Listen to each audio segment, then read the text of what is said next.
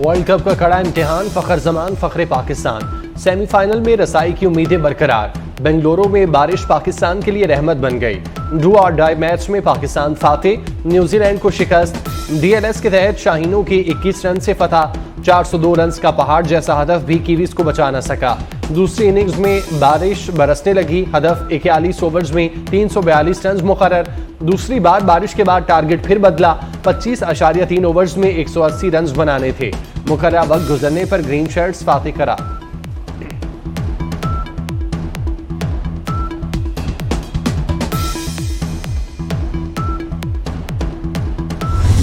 New Zealand को हराकर world cup में शाहीनों को नई लाइफलाइन मिल गई। कौमी शाहीनों की सेमीफाइनल तक रसाई कैसे होगी? दुनियाई क्रिकेट की बड़ी खबर। पाकिस्तान की न्यूजीलैंड को 21 रन से हराकर 8 पॉइंट्स के साथ 5वीं पोजीशन। पाकिस्तान को आखिरी मैच इंग्लैंड से भारी मार्जिन से जीतना होगा। कीवीज और अफगानिस्तान को भी शिकस्त से 2-4 करना होगा। 14 पॉइंट से नाकाबिल शिकस्त इंडिया की सेमीफाइनल में सीट पक्की हो चुकी।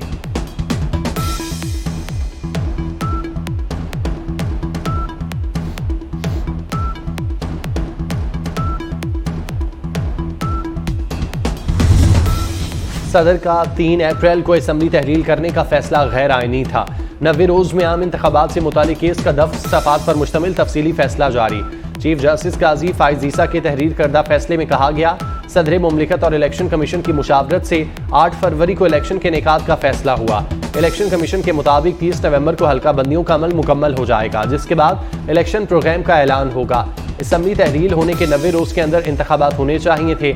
7वीं मरदमशुमारी के बायस मुमकिन नहीं था।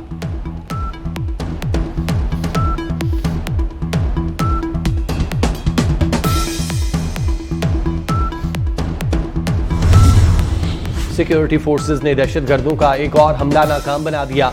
पीएफ ट्रेनिंग बेस में दाखिल होने वाले तमाम 9 दहशतगर्द जहन्नुम वासिल। क्लियरेंस ऑपरेशन भी मुकम्मल। आईएसपीआर के मुताबिक मियांवाली और गवादर हमलों में भारत और दीगर दुश्मन अनासिर के मुलविस होने का इम्कान को रद्द नहीं किया जा सकता। आईएसपीआर ने कहा कि फौरी कार्रवाई में एहलकारों और असासों का तहफ़्फ़ुज़ यकीनी बनाया गया। सिक्योरिटी फोर्सेज दहशतगर्दी हर कीमत पर ख़त्म करने के लिए पुरज़्म हैं। कुछ मुज़ामती क़ुव्वतें गैर कानूनी तौर पर मुकीम गैर मुल्कियों के खिलाफ ऑपरेशन से खुश नहीं।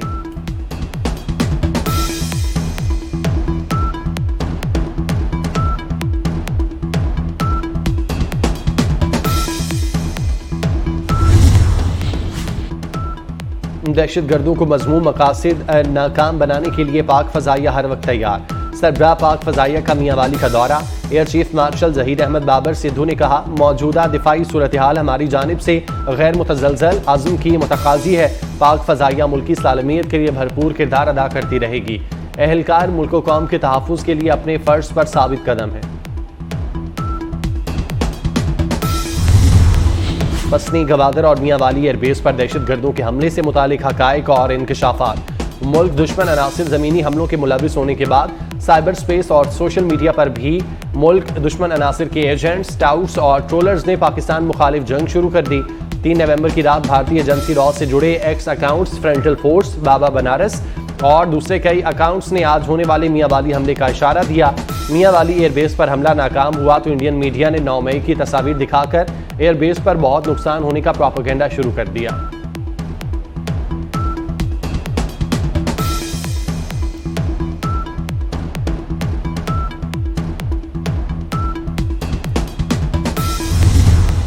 भारत में इंसानी और समाजी तंजीमों के कारकुनों के खिलाफ बदतरीन क्रैकडाउन।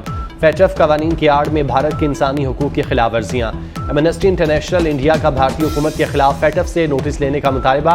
एमनेस्टी इंटरनेशनल इंडिया का कहना है फेटफ को भारतीय हथकंडों को मद्देनजर रखना चाहिए। मोदी सरकार की इंसदादी दहशतगर्दी कवानीन की आड़ में सियासी कारकुनों पर मुजालिम नाकाबिले बर्दाश्त हो चुके हैं।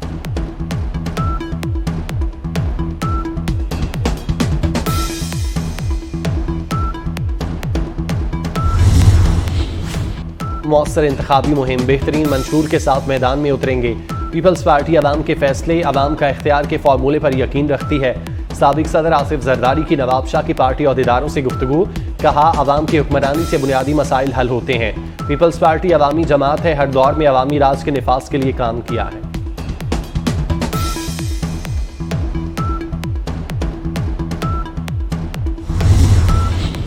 आम इंतखाबात की तैयारियां। MQM ने अवामी राब्ता मुहिम तेज कर दी।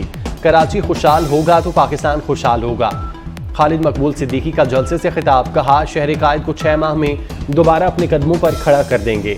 मुल्क के वारिस मुल्क को संभालने आ रहे हैं। जागीरदाराना जमहूरियत को जब तक जमहूरियत कहा जाता रहेगा, पाकिस्तान तरक्की नहीं करेगा।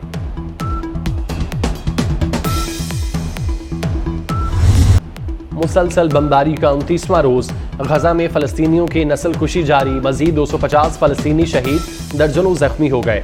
7 अक्टूबर से अब तक शहादतों की मजमूई तादाद 9488 तक पहुंच गई। जख्मियों की तादाद 32,000 से तजावुज। सेहूनी फोर्सेस के गजा की पट्टी पर फजाई, जमीनी और समंदरी हमले। दहशतगर्द इसराइली फौज ने अल-कुद्स, अल-शफा और इंडोनेशियाई अस्पतालों को निशाना बनाया। आलमी इदारे सेहत का एम्बुलेंस पर हमले पर इजहार अफसोस। एम्बुलेंस काफिले पर इसराइली हमले से अक़वाम मुत्तहिदा के सरबराह भी खौफजदा। एंटोनियो गुतेरेस का कहना है ये तनाज़ा अब रुकना चाहिए।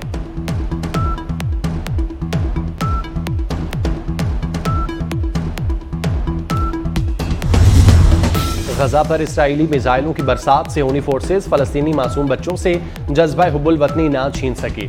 सैकड़ों बेघर फलस्तीनी बच्चों ने वतन से मोहब्बत का मशहूर गाना गाकर अपनी सरजमीन ना छोड़ने का वादा किया। पेरिस में भी इसराइल के खिलाफ मुजाहिरा, शहरियों की सेहूनी रियासत के खिलाफ नारेबाजी। गजा में जारी जंग बंदी का मुतालबा।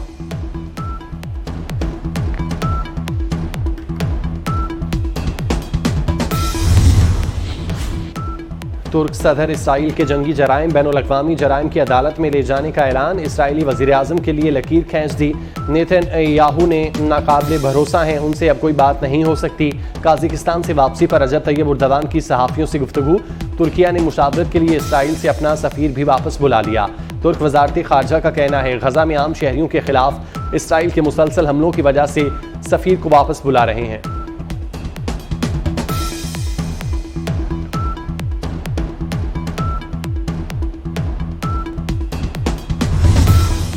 और गैर कानूनी अफगान बाशिंदों के खिलाफ ऑपरेशन जारी।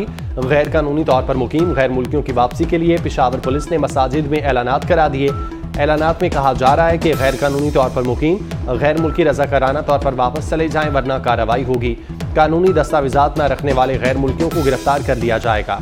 दूसरी जानिब पाकिस्तान छोड़ने वाले अफगान बाशिंदों ने हुकूमत पाकिस्तान का शुक्रिया अदा करते हुए कहा कि पाकिस्तान में बहुत अच्छा वक्त गुजरा।